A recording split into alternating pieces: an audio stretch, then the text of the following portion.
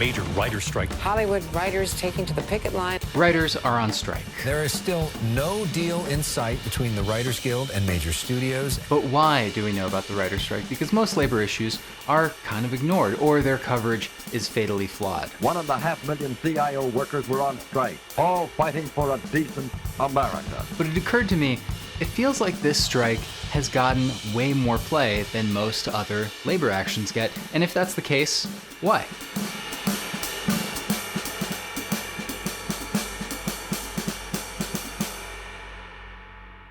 Not a lot of writers and journalists are necessarily unionized, especially the large number of freelance writers now who are not, or even those at staff publications where unions are not present. But I do think in general, if you're a writer or a journalist, you may feel an affinity with a screenwriter. The Screenwriters Guild was officially established in 1920. It worked to combat abuses faced by screenwriters and secure fair credits and adequate compensation and better working conditions. And their efforts were instrumental in shaping the profession and establishing the significance of writers in the industry. And obviously, the industry has changed in the last couple decades. Streaming services drastically affected writers' jobs and how much they got paid.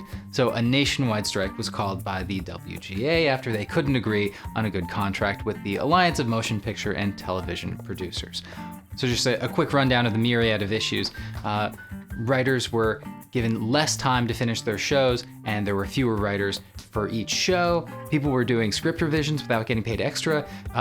Weren't enough writers hired for TV shows, especially ones on streaming platforms. It seemed as though studios wanted to get rid of the writer's room altogether. On top of that, the WGA said that writer pay had gone down by 4% in the last 10 years when you account for inflation. Couple that with the threat of AI, which the WGA wanted rules about, but the studios only wanted to have yearly meetings to talk about new technology.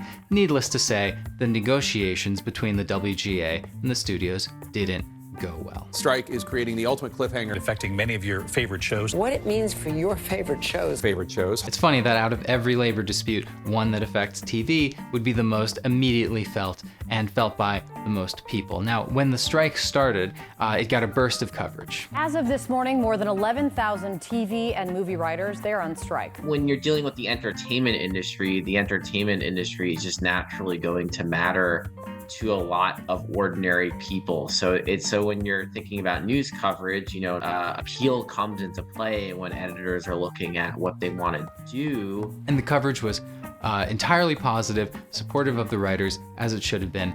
And this obviously includes late night shows, which ended up going dark because of the strike. Late night TV shows, they will see the first impact. These are our writers. Which will act as a constant reminder of the strike to regular viewers of the shows. But I want to contrast this with another labor dispute. Potential rail strike. Potentially devastating strike by railway workers. The rail carriers have seen their profits soar in recent years while workers' wages remain stagnant. But the focus was often quite different. As opposed to simply emphasizing the workers' demands and the unfair conditions they're facing.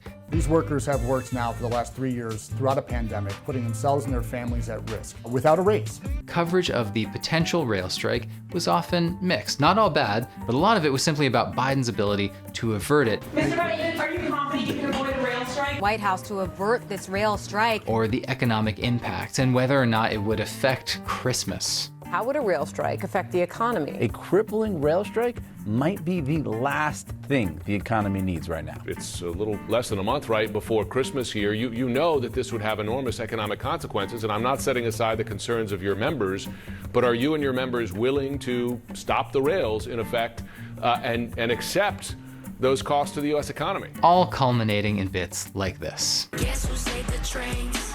Joe Biden. Stop workers on trains from striking.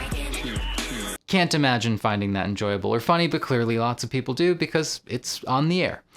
In any case, let's compare that to yet another labor dispute. Standing shoulder to shoulder, fists raised in the air, New York's delivery workers have one goal, getting their companies to raise their minimum wage to $30 an hour. App-based food delivery couriers made on average $12.21 an hour. They say they continue to fight for things like higher pay, the right to use a bathroom on the job.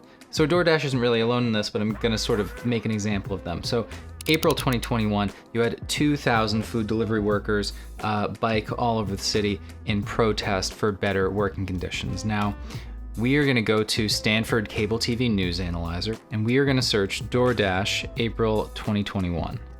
We have 11 videos that mention DoorDash this month. Let's see what they are. Send your love the gift of food. Iced coffee or dark chocolate. A DoorDash ad. Let's see what the next one is. More from your neighborhood.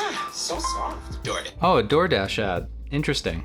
Get more from your neighborhood. Hey, yo, Grover. DoorDash. Oh, weird, another DoorDash ad. Oh, that's funny. So every mention of DoorDash this month was for a DoorDash ad, which I guess means that they didn't have time for the labor action that was in part protesting DoorDash.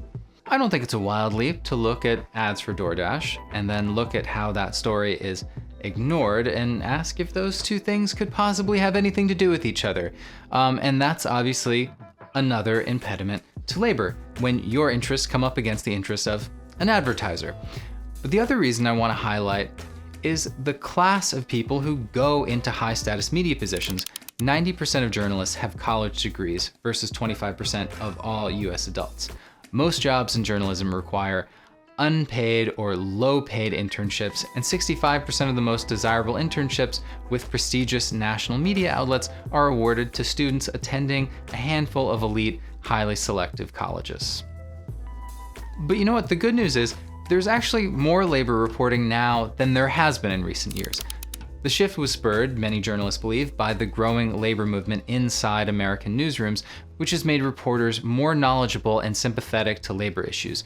Yes, you are seeing a lot more labor actions because journalists are very concerned about their standing, they're concerned about their future, the money they're earning, the health benefits, and they are fighting back.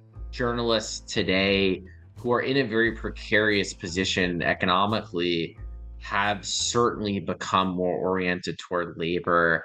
So to wrap this up, writers are getting the coverage they deserve, and not everything has to be covered in the exact same amount. I'm not nitpicking that, a single thing was ignored by a single network. But look, Cornell's labor action tracker lists 400 labor actions in the last year. But the fact that you can point to some actions getting adequate coverage while others get nothing, sustained media campaigns can help pressure companies into doing the right thing by their workers. This is quite a valuable category of public interest journalism that can have an actual material impact.